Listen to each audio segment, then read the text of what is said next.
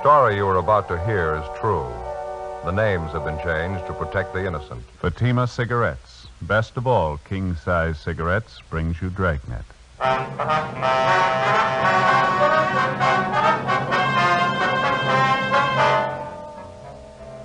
You're a detective sergeant. You're assigned to homicide detail.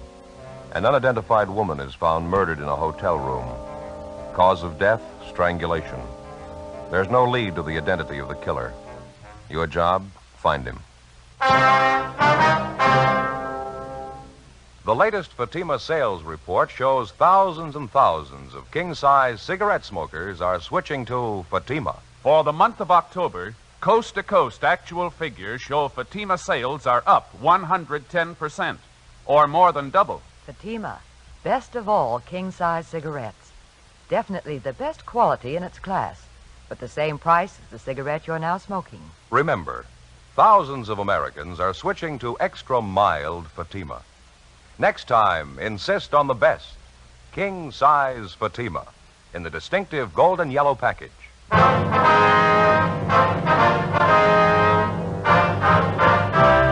Dragnet, the documented drama of an actual crime. For the next 30 minutes, in cooperation with the Los Angeles Police Department, you will travel step by step on the side of the law through an actual case transcribed from official police files. From beginning to end, from crime to punishment, Dragnet is the story of your police force in action.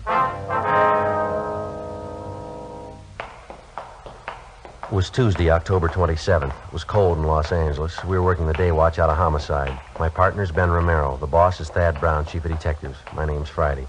It was 1:35 p.m. when we got to the old Central Jail building, 3rd floor, the crime lab.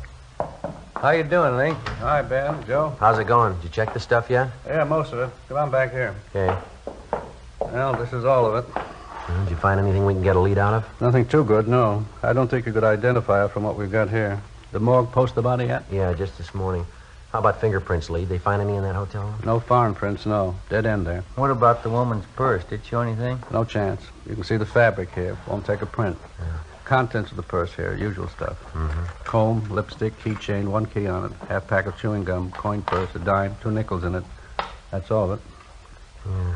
According to the room clerk at the hotel, she had a wallet with her when she checked in. There's no sign of that, was there? Nope. No sign of it in the hotel room either. Checked everything. Is that the only piece of jewelry found on the body, that wedding ring there? Yeah, it's a cheap ring. No markings on it. No way of tracing it.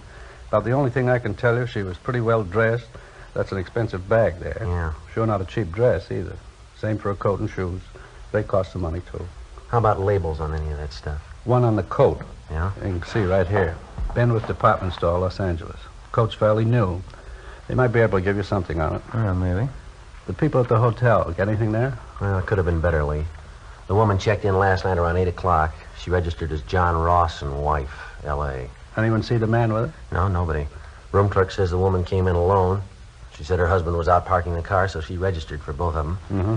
Clerk said he left the desk a few minutes after that. Figures the man must have come in sometime while he was gone. Nobody on duty at the desk after midnight.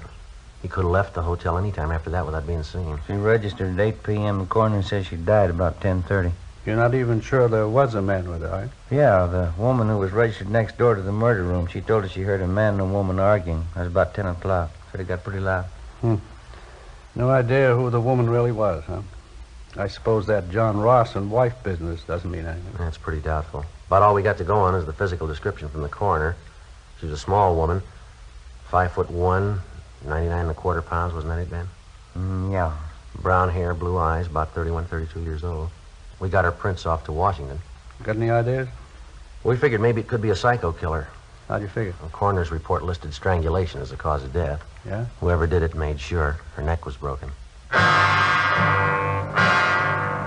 At approximately 6 o'clock that morning, in a second-floor room of a downtown hotel, the body of an unidentified woman was found murdered. Preliminary investigation failed to reveal the true identity of the victim or the killer. As far as physical evidence was concerned, there wasn't much to go on. The deep bruises on her neck and throat, along with the crushed vertebrae at the base of her skull, indicated a savage attack. 1:55 p.m. Through the label on the dead woman's coat, we traced the garment to a department store where it had been purchased, but they had no record on it. It was a cash purchase, and the salesgirl couldn't remember the customer. Investigation during the next 2 days failed to turn up any leads. We showed a morgue picture of the victim to bartenders, waitresses, parking lot attendants in the vicinity of the hotel. They couldn't identify her. We rechecked tenants and employees at the hotel. That got us nothing.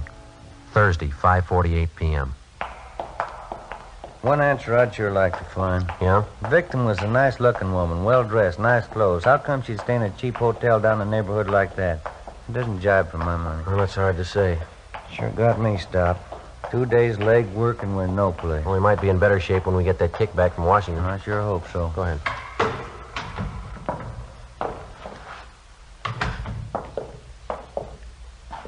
Hey, excuse me? Well, yes, sir. Can we help you?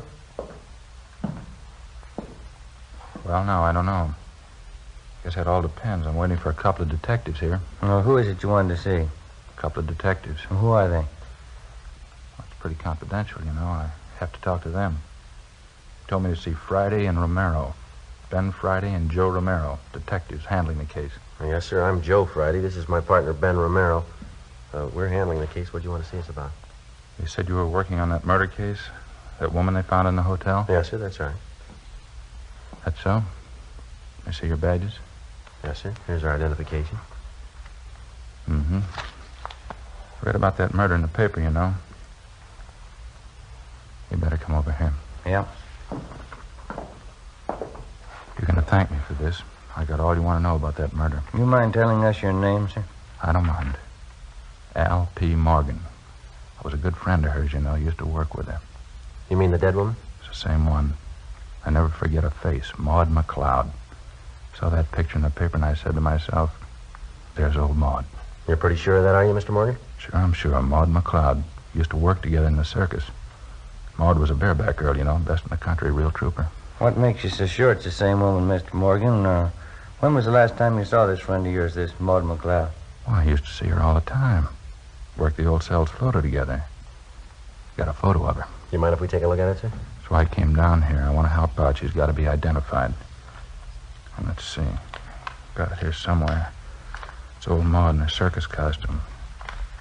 Yeah, here it is. Take a look at that. That's Maud, ain't it? Well, I don't know, sir. Doesn't seem to be too much resemblance here. Is that right? Afraid you've made a mistake, Mr. Morgan. Thanks for your cooperation anyhow. Appreciate you coming in. Well, sure, it was Maud. I get it. Homicide Friday. Oh, yeah, Frank. Uh-huh. Is that right? What'd it say? Huh? Yeah. Okay, fine. No, we'll pick it up. Yeah, thanks. Anything? Communications. They got the kickback from Washington on the dead woman's fingerprints. Any luck? They got her identified. She worked at an aircraft plant during the war. Name's Doris Frazier. I can't help but think you fellas are missing a bet. I knew that dead woman. Well, she's already been identified, Mr. Morgan. We know who she is. Her name's Doris Frazier. That's so. Yes, sir, that's right. Well, what do you think of that? Old Maud. She went and changed her name.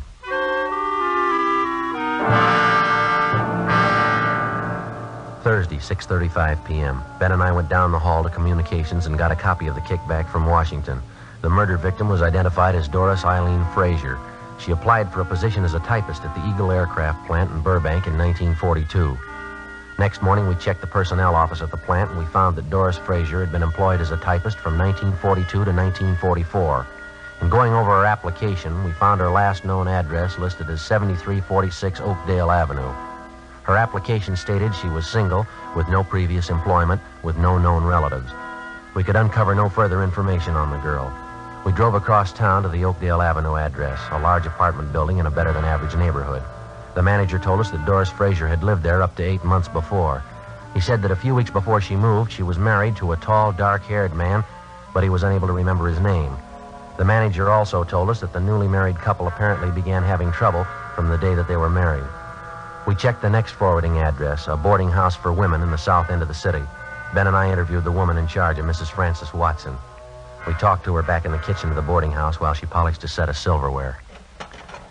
I saw that picture in the paper. I didn't connect it with Doris, though. She was a much prettier girl when she lived here. You say she left here about 18 months ago, Miss Watson? Yes, maybe a little more. Might be closer to 2 years. I'd have to check my rent receipts to be sure. Did you happen to know anything about the Frazier girl, Miss Watson? I mean, did you know much about her personal life at all? Well, of course, I always insist on references. Any good boarding house does, you know.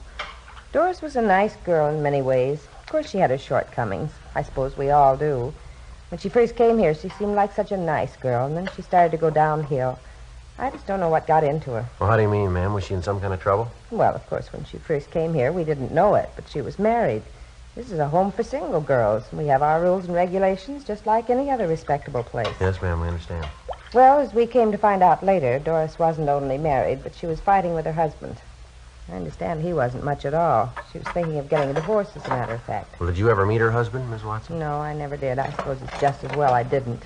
I understand that Doris left him after they'd been married only a few months. Mm-hmm. Do you know what his name is, ma'am? No, I have no idea. Or Doris always used her maiden name when she was with me. Then you never saw this man, Miss Watson? He never came to the house here? No, I didn't say I never saw him. I said I didn't meet him. Yes, there was once when he came to the house to see Doris. And what was the occasion? You mind telling us about it? Oh, it was most unpleasant, I can tell you that. Let me see now. Yes, Doris had been here about 6 months. Even by that time, I was beginning to see the real side of the girl. No character, Sergeant. No character at all. It shows up every time. Yes, ma'am. I wonder if you'd go on, please.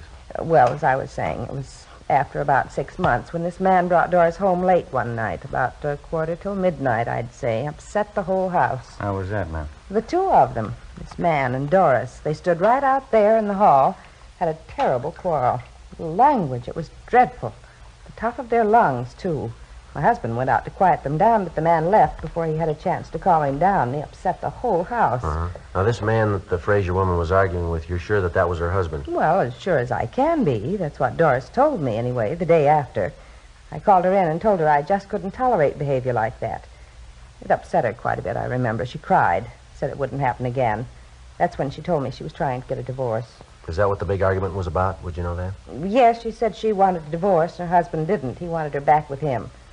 Certainly is sad the way some people mix up their lives. Yes, ma'am. By any chance, did you get a good look at this man, husband, I mean? Well, he was tall and had dark hair. That's about all I remember.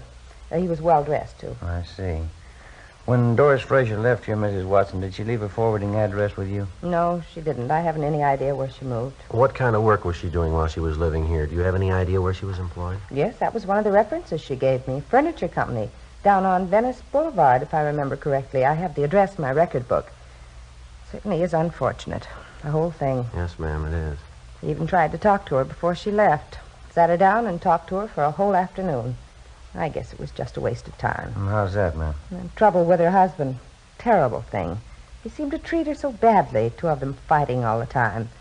I believe she was actually afraid of him. She told me he was very jealous. He drank, ran around. That's why I couldn't understand it. You couldn't understand what, ma'am? Doris, when she moved away from here. Yes, ma'am? She said she was going back with her husband. The landlady, Frances Watson, gave us the address of the furniture store where the murder victim had been employed, and we drove down to check with the personnel manager, a Mr. Collins. He said that Doris Fraser had been fired from her job 10 months before. He said she'd been let go because she was constantly late for work and that she got into the habit of asking for salary advances too often.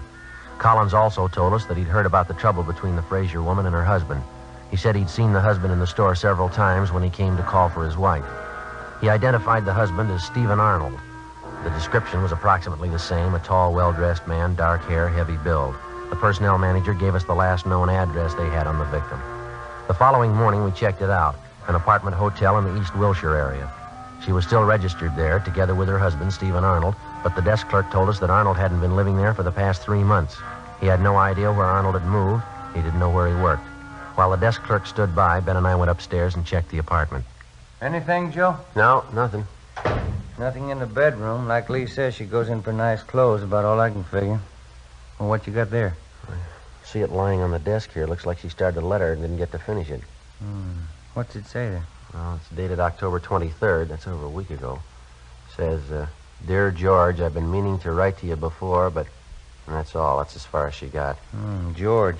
First time we've run into that name on this deal. Makes more than one man in her life. Yeah, there's a couple of more letters here. They're all addressed to her, unopened. Let's see. All we can go by are the return addresses. Telephone bill, ad from a woman's store, postcard, another ad. Here's something. Santa Monica postmark. Yeah. Check the name on that return. Yeah. Stephen Arnold. 12:35 p.m. We called the office and checked Stephen Arnold through R&I. He had no criminal record. The return address, which he'd listed on the envelope of the letter to his wife, was 10826 Pacific Front Boulevard. We located it on the beach just below Santa Monica. It was a small hamburger stand owned and operated by the dead woman's husband. No, I haven't seen Doris for a couple months anyway. Why? I understand you had an apartment with your wife in the East Wilshire neighborhood. Is that right, Mr. Arnold? Yeah, that's right. Mind telling us why you left? No, I don't mind. Want to move closer to my work, that's all. That place is way too far out. Well, how is it your wife didn't move with you, sir? She wanted to stay close to town. Doesn't care for the beach much. Bad for his sinus, I guess. Well, did you have an argument with your wife, Arnold? Some kind of a disagreement? Is that one of the reasons you moved? Yeah, you might call it that. We're getting a divorce. That's so. Yeah, it was the best thing all the way around. It's been nothing but fighting and scrapping the last year anyway. We decided to call it quits. Will you excuse me a minute? I got to put some cold drinks in this cooler here. Yeah, go right ahead. Would either of you care for a cold drink? No, thanks. Coke, maybe? No, thanks.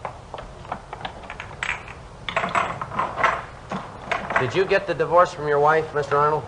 Yeah, that's right. I'm divorcing her. Why do you want to know? You remember that last time you saw your wife, the exact date, I mean? No, I don't think I remember that. Been at least 3 months, I'll say that much. You spend most of your time down here at the beach, do you, Mr. Arnold? Yeah, that's right. I get into town once or twice a month. They sure you would like a Coke? No, wouldn't, thanks. I think I'll have one myself if you don't mind. Sure, I get a cold one here. Water sure is cold. How about last Tuesday night, sir? You happened to be in town that night? Oh, last time was 2-3 weeks ago anyway. Went in to see a show. I was working here last Tuesday night. Work every night except Monday. It's the only night I'm closed up. Uh-huh. Is there anyone who can vouch for that?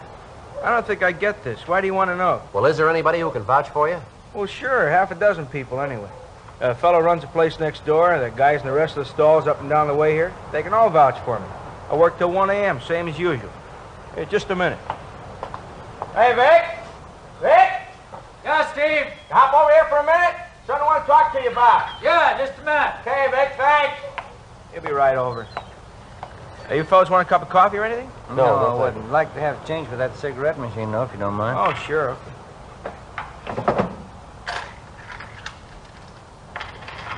There you are. Oh, thanks. Yes, Steve? Hey, these fellas are detectives, Vic. Guess about some kind of jam my wife got into. They want to know where I was last Tuesday night. Yeah? They want somebody to vouch for me. Sure. Did you see Mr. Arnold last Tuesday night? I was working next door. Steve was here all night.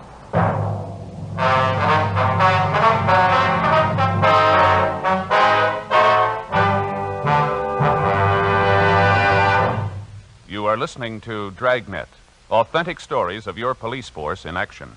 Millions heard it, yet only 52 have written. Starting on Dragnet over 2 months ago, on September 20th to be exact, Fatima made a special money-back offer to more than 10 million listeners. The results? Amazing. Millions heard it, yet only 52 have written. If you smoke king-size cigarettes, listen to Fatima's famous offer. Buy a pack of Fatimas. Enjoy their extra mildness and superbly blended tobaccos. If you're not convinced Fatima is better than the king-size cigarette you're now smoking, just return the pack and the unsmoked Fatimas before December 1st, and we'll give you your money back plus postage. Fatima, Box 37, New York 1. Fatima's latest sales report shows Fatima sales up in every state in America. The month of October, coast to coast, actual figures show Fatima sales up 110%, or more than double. Yes, thousands and thousands of Americans are switching to king-size Fatima. So why wait? Switch to Fatima today. Extra mild. Best of all, king-size cigarettes.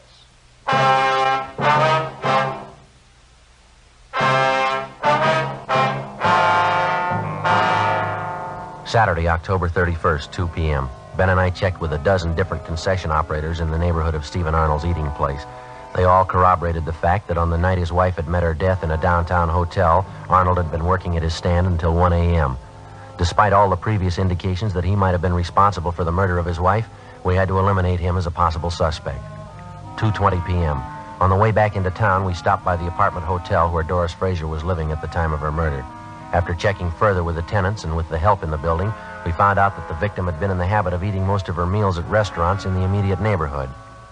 After some 2 hours of checking and running into 6 restaurants, we found a small coffee shop 4 blocks from the apartment building where one of the waitresses identified Doris Frazier's picture. Yeah, that's her, officer. Terrible picture, though. She looks so much older. About how often would you say Miss Frazier came in here, ma'am? Well, 3 or 4 times a week, I'd say. The bus stop's right out there on the corner. She'd usually have breakfast, then grab the bus and go to work. Some nights coming home from work, she'd stop in here for dinner. Nice girl, quiet. Did you get to know her at all, miss? I mean, did you happen to know any of her friends here in the neighborhood? No, as I say, she was a quiet person, not very talkative. Usually read while she was eating, book or magazine. Uh-huh. Did she ever come in here with anyone else? Do you know that? Yeah, quite a few times. She seemed to have a boyfriend. Of course, she was attractive, small, you know, but real cute looking. Mm-hmm. Do you happen to know any of these men? No, I'm sorry I don't. Any one of them in particular she came in with very often? Well, let's see. I think there was one. Blonde, good dresser, kind of tall, good looking. They usually came in together for breakfast. How long ago was this, miss? Do you recall? Oh, I'd say up until a couple of weeks ago. I usually waited on him in the morning. That's how I happen to remember. I see. Did you ever happen to hear this man's name? Let me see. George, I think that was it, yeah. Uh-huh. Would you happen to know if he lives in the neighborhood? No, I'm sorry, I don't. Has this man been in here during the past week, do you know? Yes, he has. He came in for breakfast. What day was that? This morning. Before we left the coffee shop, we questioned the cashier who came up with the information that the man known as George usually left his car parked at the service station across the street. We left our card and asked the cashier to call us in case the suspect returned. At the service station, they also remembered the man known as George, but they told us he hadn't been in for the past month. They'd done some work on his car for him in the past, so they had a record of his license number. We called our DMV and found that the car was registered to a Carl Lucy in East Hollywood.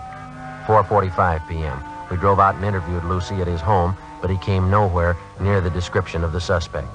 He told us that he had purchased the car 6 weeks before from a man known as George Crane.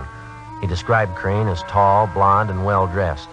From the bill of sale, we got Crane's address, a motel on East Manchester. The manager there told us that George Crane had moved a week before. He said that Crane had left no forwarding address, but he did remember where he worked. He was a driller in one of the oil fields down in Long Beach. We checked the oil company's personnel office downtown, but they were closed for the day. 6:18 p.m. We went back to the office and pulled the package on George Crane from R&I. Get anything on him? Yeah, he's got a record. Here's the package here. Yeah. Nothing very heavy. Drunk charge 2 years ago. Another one last year. Disorderly conduct.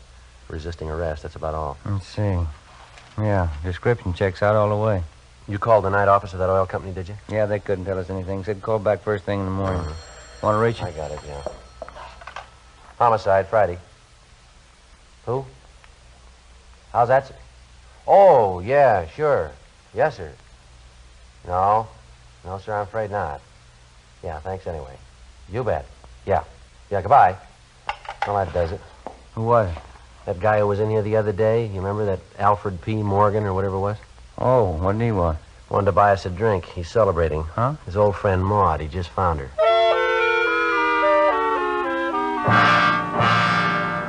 8 a.m. the next morning, we checked with the personnel department of the oil company's downtown offices. They told us that George Crane was employed as a driller, that he'd been working for the company for the past 5 years, and that he had a good employment record. They told us he was on the day shift and that he was scheduled to report for work on Rig 619 at the Long Beach field at 8 o'clock that morning. Ben and I got in the car, drove down to Long Beach, where we located the murder suspect, George Crane, at work in the field. Doris Frazier? No, I'm sorry, Sergeant. I don't think I know anybody by that name. How about Doris Arnold, Mr. Crane? Would you know anybody by that name? Arnold? No, I'm afraid not. What's it all about? You own a car, do you, sir? Yeah, that's it right over there, that dark sedan. Yeah. Have you had it long? Oh, I've had it a couple of weeks. Last one I had was giving me a lot of trouble. Did you trade it in? No, I sold it to a private party. Fell out in Hollywood. You mind taking a look at this picture, Mr. Crane? Yeah. Doesn't look like anybody I know. Why, am I supposed to? We think you should, yes, sir. I don't think I follow you. Do you spend any time around the East Wilshire district, Crane? East Wilshire, you said? Yeah. No, I've probably been over there a couple of times. Not lately, though. How about the coffee shop on the corner of Gramercy and Marengo? You ever been in there? Not that I remember, no. Well, a waitress in that coffee shop and the cashier, too. They say they've got a pretty regular customer. He fits your description exactly. You sure you've never been in there? Well, I'm not positive. I wouldn't swear I've never been in the place. What's the difference, anyway? Well, how about that service station across the street from the coffee shop? You ever parked your car there? They ever do any work on it for you? Oh, say, I bet I know the place you're talking about. Yeah, I've been there quite a few times. Good station. They done some good jobs on the car for me. I remember it now. Well, then I guess you remember the coffee shop. Crane? Yeah, I think I do now. Right across the street from the station, that it? Yeah, that's right. Well, what do you want to know about it? When's the last time you were in there, Crane? Well, tell you the truth, I couldn't be sure. Well, we talked to a waitress in there yesterday. She said you were in that morning for breakfast. Do you remember that? She's way off the track on that one, I can tell you that. I wasn't near the place yesterday morning. Well, the cashier remembers you, too. She says you were in. How about it, Crane? Look, what difference does it make? What's this thing all about, anyway? You want to take another look at this picture? Well, I told you once, I don't know the woman. I never saw her before in my life. Why don't you give it some thought? Huh? I said, why don't you give it some thought? You remembered East Wilshire. You remembered the service station. You finally remembered the coffee shop. Maybe you can remember her if you try. I tell you, I don't know her. I never saw her in my... Look, let's go in the shed where we can hear each other, huh? All right.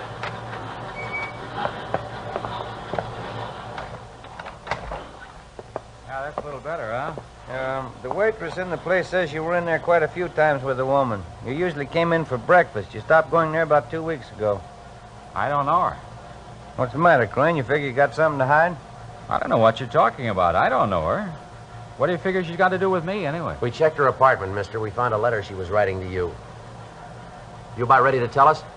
What's a letter? That doesn't mean anything. Can't prove anything by the letter. What are you thinking, anyway? We think you're lying, Crane. We think you got a reason for it. What do you say? Doesn't prove anything. Maybe I knew her, and that doesn't mean anything at all. We think it does. Yeah? We think you killed her.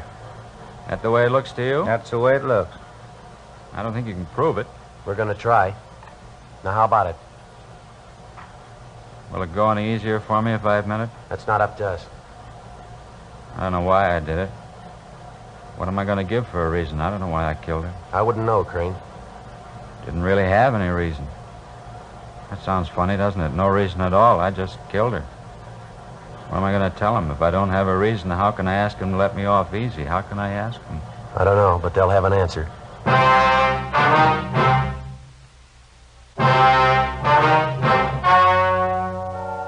The story you have just heard was true. The names were changed to protect the innocent. On February 8th, trial was held in Superior Court, Department 92, City and County of Los Angeles, State of California. In a moment, the results of that trial. And now, here is our star, Jack Webb. Thank you. Friends, all of us on Dragnet sincerely hope that all of you enjoyed a happy Thanksgiving.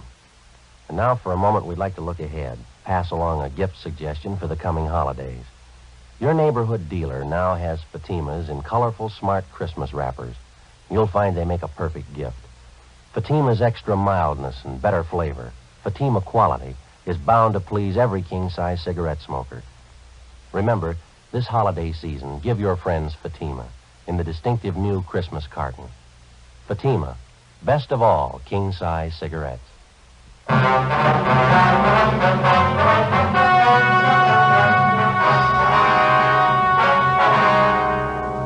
George Martin Crane was tried and convicted in Superior Court of murder in the first degree. He is now serving a life term in the state penitentiary.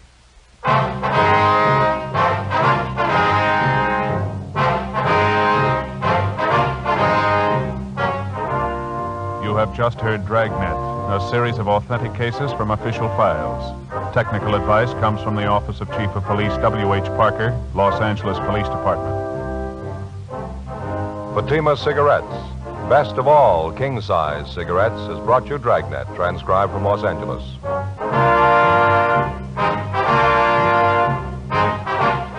Next, Counter Spy fights international intrigue. Stay tuned to NBC.